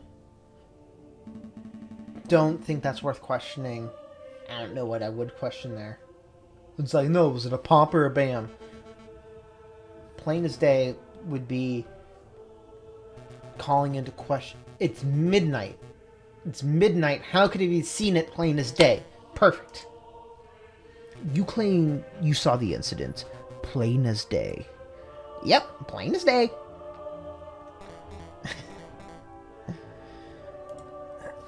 Piero, I would like to remind you this crime occurred around midnight.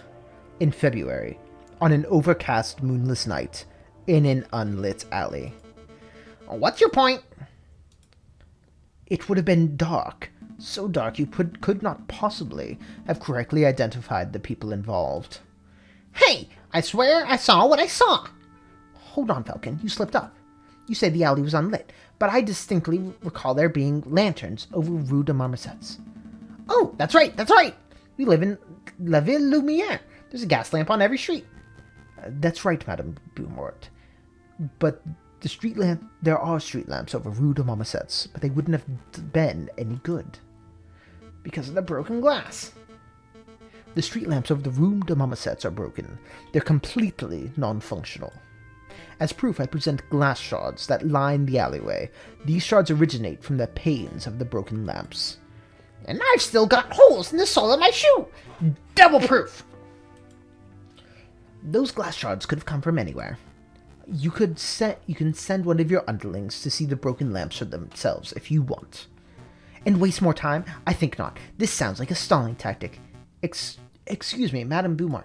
I don't remember whether the street lamps were or weren't broken, but I do remember we had to use a torch to light up the scene. Hey, whose side are you on? I'm just saying, Falcon might be right.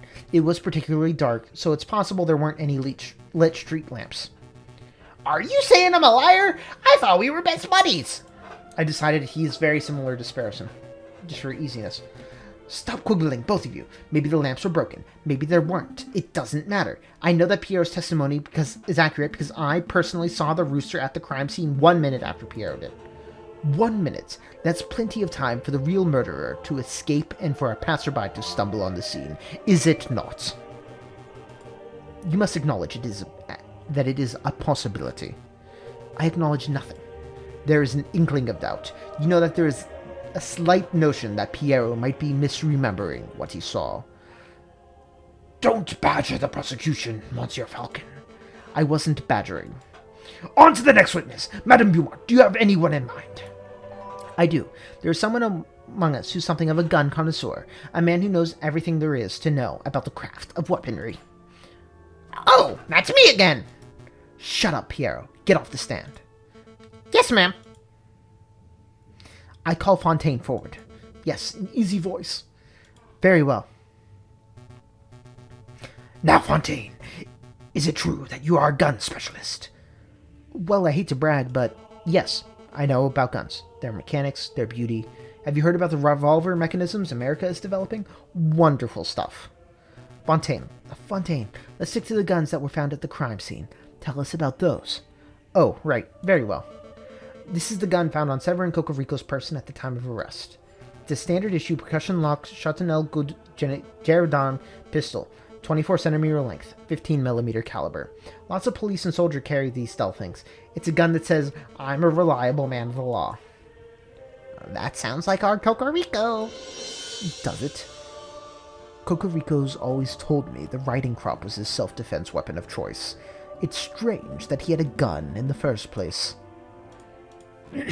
And this is the gun found on Croque Monsieur's corpse, clutched tightly in his hands.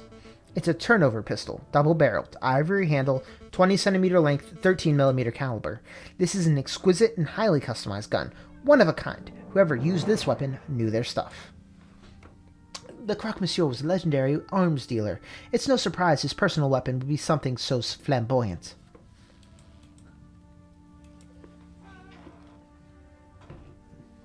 But what's really fascinating about the Croque Monsieur's gun is the ammunition. See, the bore of the pistol was fitted with a set of grooves. Please stop, Fontaine. I didn't call you up here so you could show off your gun knowledge. Tell us what you uncovered when you examined Croque Monsieur's bullet wound. Ah, right. Well, a lead bullet was embedded in the middle of the Croque Monsieur's sternum and appeared to have been at a straight angle of entry. So, in other words, the Croque Monsieur was facing his killer when he was shot. That's right. The other interesting point is that the Croque Monsieur's outer clothes were singed. That typically only occurs if a person is close enough to a gunshot to be directly burned by the gun's muzzle flash. How close does a person have to be burned by a muzzle flash? Less than 3 meters, I would say. 5 at the very most. Then there's no chance there was a rogue sniper on the rooftops. The Croque Monsieur's killer was standing in the Rue de Marmosets themselves. As is plainly evident, only one person was found in the Rue de Marmosets at the time of the incident.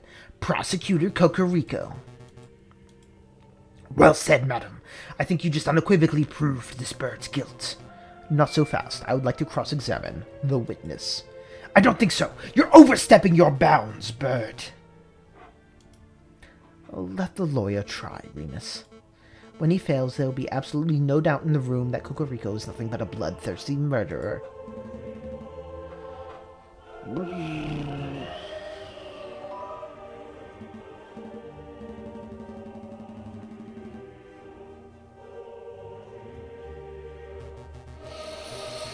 Alright.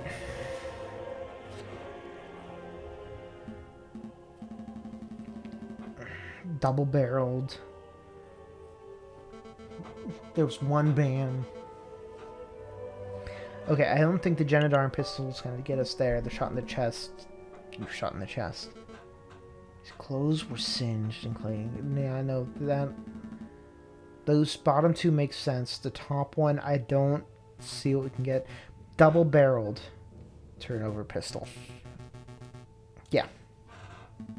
Fontaine, about the Croque Monsieur's turnover pistol. You were about to say something about the gun's ammunition before Madame Beaumont cut you off. Could you please give us the details? Oh great, now I'll never stop talking. I'm glad you asked, Falcon. See, as you probably know, most bullets are just small, round lead balls, right? But that's not the case here. This particular weapon uses an advanced iron-tipped... Oh, okay, iron-tipped, there you go. Aerodynamic, carefully grooved... Actually, it'd be quicker if I just show you. Give a look. This is an iron-tipped mini ball. It's very rare, top-of-the-line technology. Before last night, I had never seen one of these in person before. Like I said before, Croque Monsieur was a legendary arms dealer. It only makes sense that he would have access to the latest weaponry. Where did you find this bullet fontaine? In a turnover pistol's chamber. Hold on, I'm confused. I thought the Croque Monsieur fired his gun, so how is it possible his gun was still loaded with a bullet? A turnover pistol is double-barreled. It means that it can hold 2 bullets at once, ready to be fired in quick succession. Ah, I see. The Croque Monsieur fired 1 bullet, but died before he could fire the second. I trust that you have no more questions about this matter, Falcon. We've wasted enough time already. Not yet. Where is the other bullet? What other bullet? The fired Minet ball. There were 2 shots that night, remember? One from the assailant, and one from the crocodile. I scoured the scene for a couple minutes, but I couldn't find it. It's a pity. It would have been great to have 2 of these magnificent bullets. Madame Beaumont, did you fire the fired Minet ball in Cocorico's body? In his body? You are asking if Cocorico was wounded by the bullet? No, that much is plain to see. So again, I must ask, where is the fired Minet ball? Well, I don't have a clue. What are you trying to get at, Falcon? Isn't it obvious? If the bullet wasn't embedded in the alleyway wall, and it wasn't embedded in Cocorico, it's in the murderer. Then the bullet hit the murderer, the real murderer. It must still be embedded in whoever attacked the Croque Monsieur. A ludicrous notion. It makes perfect sense. The double-barreled turnover gun. The missing bullet. Fine, I'll humor you. Let's say a bullet did indeed hit the real perpetrator. What of it? Well, it's only been a few hours since the shooting.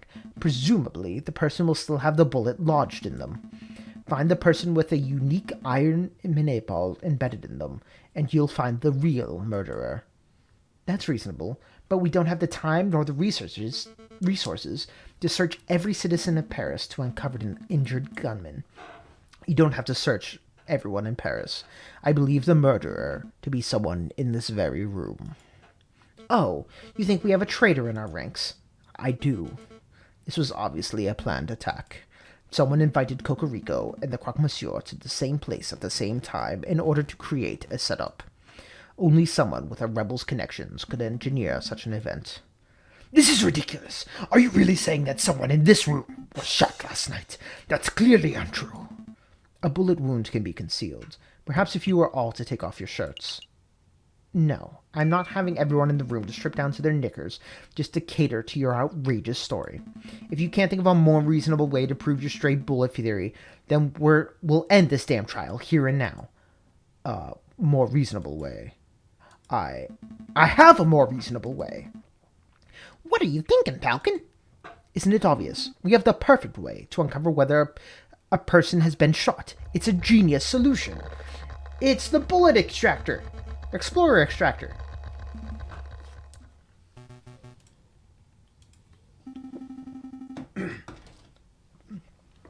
Are you serious, Falcon? You're relying on the invention of a lunatic? I've never been more serious. Madame Beaumont, Friar Remus, members of the court, this device is called an Explorer Extractor. It's the latest in medical technology. It looks like a children's toy. I assure you, this is no toy. It was designed to find and extract metal embedded in bodies. A battlefield bullet finder and remover, if you will. I'm intrigued. So all you're saying is you have to swing that device around and it finds a bullet in a person. Yes, sort of. I don't know. We haven't had a chance to practice with it, really. Madam, these birds are playing you for a fool. There's no way that such a device exists. We have seen the device work with our own eyes.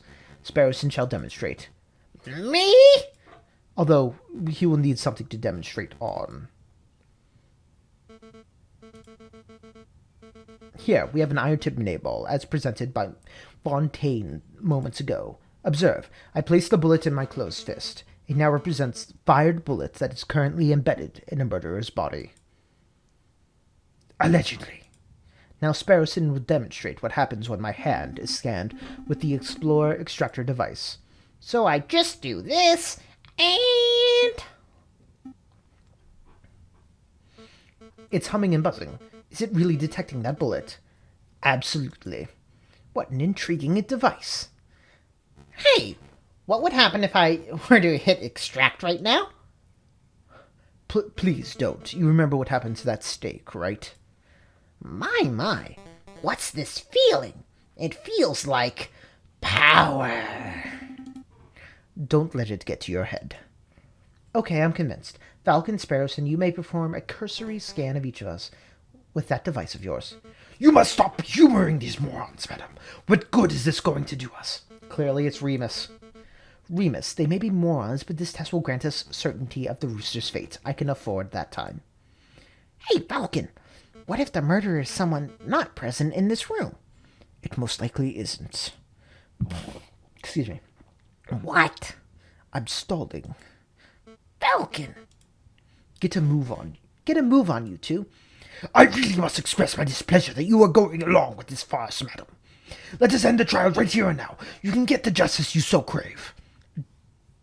Don't worry, Remus. My patience for this birdbrain is wearing thin too. When this asinine scheme of his fails, he shall face the consequences. Lackey Bird, scan the rooster first. He is the prime suspect, after all. Okay.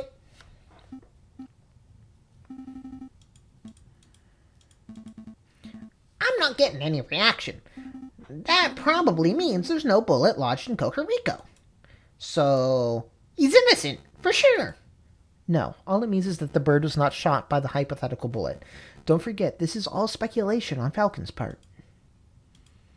Madam, I must insist you end this. It is a fool's errand. We have other matters we must attend to. Remus, you let me worry about our time management.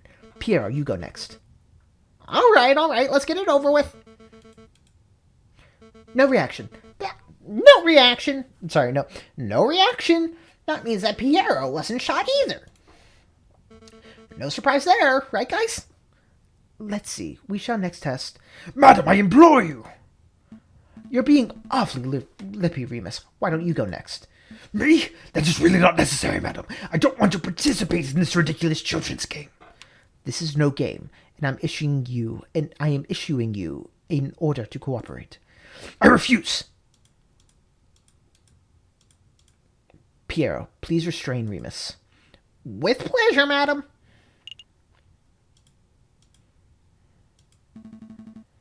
What are you doing? Keep your filthy talons off of me. I will not be manhandled by a parrot.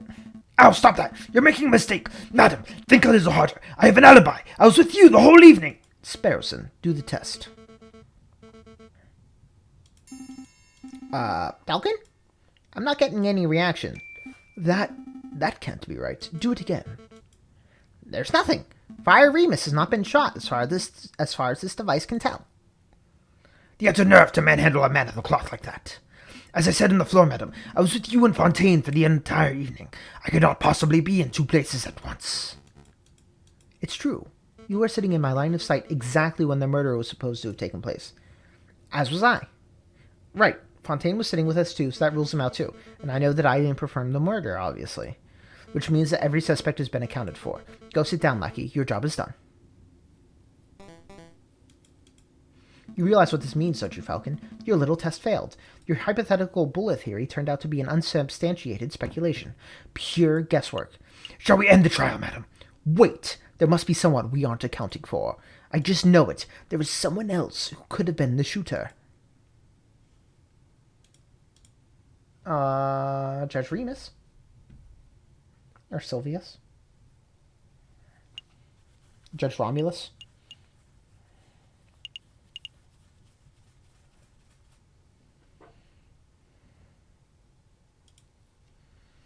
Friar Remus, how is your brother? The man named Romulus. My brother. He was forced to flee the country by our oppressive government. You and I know that isn't true. Your brother is still in France. In fact, I think he is lurking in these very catacombs right now. An absurd notion. Your theories are getting more and more outlandish, Falcon. Where's your evidence? Oh, I know. I can answer this one. I found it in the catacomb tunnel. An introductory guide to the cult of reason. Thank you, Sparrowson. Now, Friar Remus, does this pamphlet look familiar to you? No, I've never seen it before in my life. Are you sure? Are you sure it doesn't belong to your brother Romulus? No, There are many cultists in Paris. Maybe it belongs to one of them. Falcon, I take your word. I'll take your word that your lackey found this pamphlet in the catacombs, but Remus is right. You have no evidence that the man known as Romulus is the one who dropped it. This pamphlet could have been dropped by anyone. It could have even been dragged on the sole of Piero's shoe for all I know. Wouldn't be the first time. Actually, madam, I know for a fact that the pamphlet belonged to Romulus, and I can prove it. Signed cult guide. Yeah? That'd make the most sense.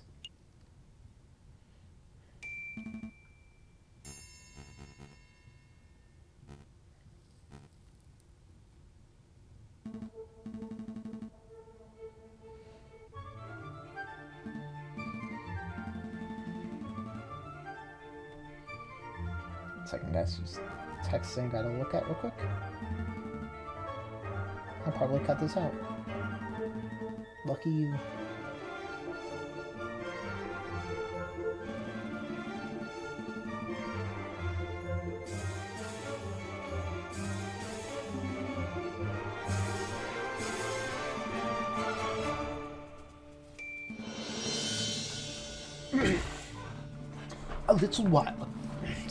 A little while ago, while visiting the Louvre, I saw a man who looked very much like Romulus handing out pamphlets.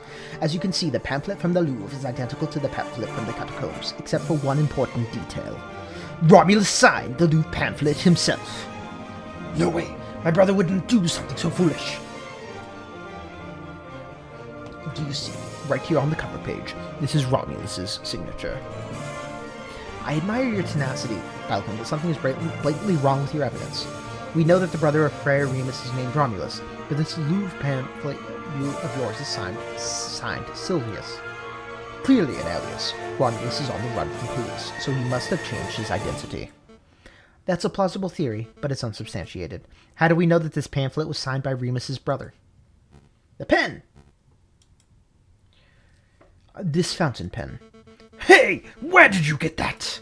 Is it my brother's or mine? Wow, Remus, your mouth is almost as big as Romulus's.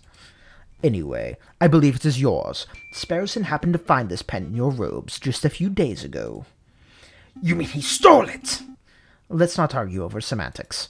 What's important, and what you just admitted, is that you and your brother both own pens just like this one. See, these pens are unique in that they contain green ink, a very unusual choice of ink color. And a very evil choice, too. Yes, but more importantly, it is the same ink that was used in the signed pamphlet. Since there are only two pens, there are only two possibilities. Either Friar Remus has been signing off on atheist cultist propaganda. I would never do such a thing. Or his brother has been using his identical pen to sign cultist propaganda, the same type that was found in these catacombs. Impossible! My clumsy oaf of a brother lost his pen a week ago! Oh, so the only explanation is that you lent him your own. No, you see... It doesn't matter how you cut it, Friar. One way or another, you and your brother are tied to this cultist pamphlet. Admit it. Confess. Falcon, enough! You've made your point. You are asserting that the friar's pen ties him to the cultist pamphlet. I get it. This is all tenuous, wouldn't you say, madam? No question. Falcon has suggested a theory that hinges upon a theory that hinges upon yet another theory. It's not hard proof by any measure. He may very well be wrong, but at least he's logical. His theory is self-consistent. What are you saying, madam?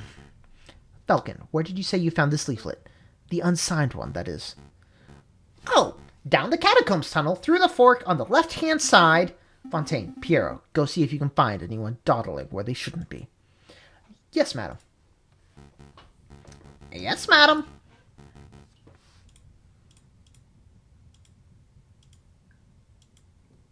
In a moment, one of two things will happen. Either Piero and Fontaine will return empty-handed, in which case I'll have no choice but to execute Cocorico. And then I'll have to execute you, Falcon, and you, Sparrowson. Us? Not because of what you've seen tonight, although admittedly it's a problem, but because your lies would be treasonous to our new republic. I didn't sign up for this. Or Piero and Fontaine will return with a prisoner in tow, in which case we would be free to cut Cocorico down and skedaddle? Surely not, madam. You're not going to let these three walk free after everything that has happened here. Remember what this rooster did to your father.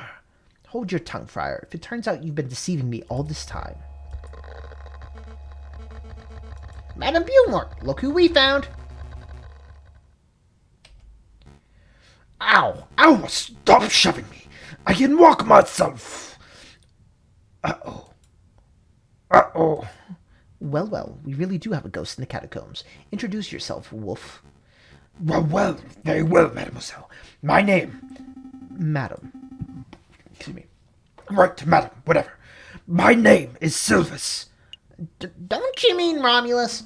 That alias isn't fooling anyone, your honor. All right, I am Romulus, twin brother of Remus, and loyal servant to the rebel cause. That is the whole truth. He's telling the truth, madam. Long live the Second Republic, right, guys?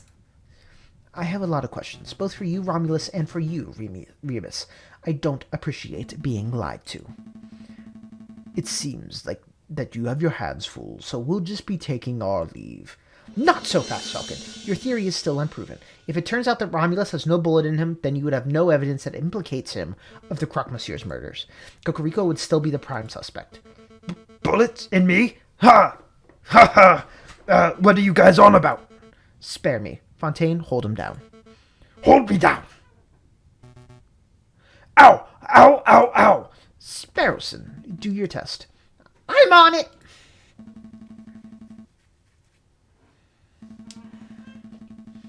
It's buzzing. It's really buzzing around his shoulder. I see blood. There's definitely a bullet wound there. That's an old bullet. It's an old war wound. I got it fighting in Algeria in 36. Obviously a desperate lie. My brother is being completely honest, madam. He's a veteran. He was shot in battle. You know, I could just extract the bullet here and now. That would remove all doubt. Don't do that, Sparrowson. It would be needlessly cruel. Think about what that device did to that poor chunk of steak. Oh, okay, Sparrowson. Whoops, my finger slipped. Hey, look at that. If I'm not mistaken, this is one of them newfangled bullets, right, Fontaine? There's no mistake. That is an iron-tipped Minet ball, just like the one in Croque Monsieur's gun. Do you realize what this means, madam? It clearly demonstrates that Romulus confronted Croque Monsieur before Cocorico arrived. That is undeniable proof that Cocorico had nothing to do with the crocodile's death. You're right. I made a mistake. I haven't forgotten what the rooster did to my father, but this bird clearly had no part in killing of the Croque Monsieur. Therefore, I cannot honestly call him an enemy of the Second Republic. Your friend is free to go. Fontaine, cut the rooster down. Right away, ma'am. Sorry, voices are all mixing up. Thank you, madam. For what? For giving us an opportunity to show you what justice looks like. Before, you asked what the difference between revenge and justice was. And I replied due process. Well, it was crude and messy. But today you gave us a chance to show you what due process looked like. Piero and Fontaine will help you carry your friend to the tunnel entrance. We're on it, ma'am. Will you be okay with yourself and the two wolves? These toothless old dogs. I think I'll manage. Of course. Let's get out of here, Sparrowson. Come on, brother, to your feet. So, cultists. Cultist is such a strong word. Listen, mademoiselle. Don't mademoiselle me. I shall be asking the questions here. Tell me, friar, are you a cultist too? Madam, I am just a humble servant of God. Ugh, I never realized how poisonous your words are. You've been spewing lies since the very start, haven't you? Madam, at least tell me why you two killed the Croque Monsieur. Because, allow me, brother. You want to know the truth. We wanted exactly the same thing as you. We want a world without class, a world without false rulers and gods, a world where only the reason of man reigns, a world of true equality and fairness. This is what you strive for, no. But you cannot achieve such a goal without violence. Your methods are too passive, too naive. So we set up a situation where you would be forced into action. Make the government look like murderers to the rebels, and make the rebels look like murderers to the government. Then you would be forced to take up arms. Another lie. But that was the truth. You claimed you want equality, but you just want a world where you stand above everyone else. A world where carnivores reign. You're a rabid animal at heart. Heh, you got me. But can you honestly say you never wanted the power for yourself? You too are a carnivore. Don't deny it. No, I've never wanted power. All I've wanted was a world where no child has to grow up without a father. Do you know what the Croque Monsieur was something of a family man? He once confided to me that he had 5 children and a late wife. I had no idea. Tell me, Romulus, do you have children? Me? Pfft, no. Mademoiselle, I... Hot dang.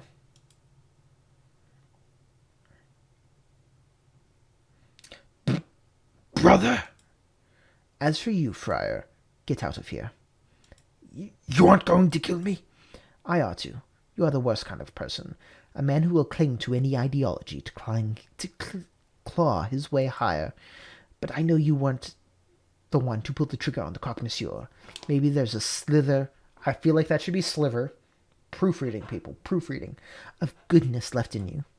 I... Go.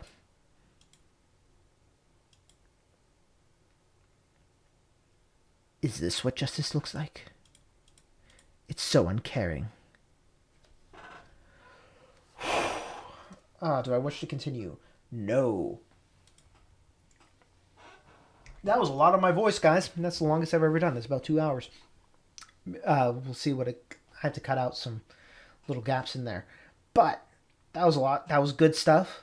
I don't know where the last third, because I think it's just, or the last, well, we just did another chunk of 3. I don't know what the last bit of this is going to be, or the next bit. I feel like it should be the last bit given playtime. But anyway, I'll see you whenever we get to that. Have a good whenever time it is where you are.